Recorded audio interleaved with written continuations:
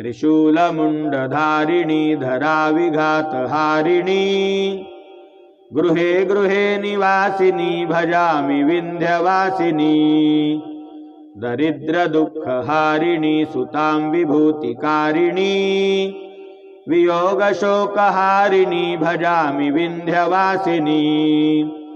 लसत्सुलाललोचनं लतासनं वरप्रदं कपालशूलधारिणी भजामि विन्ध्यवासिनी करौमुदा गदाधरा शिवः शिवप्रदायिनी वरावरातना शुभा भजामि विन्ध्यवासिनी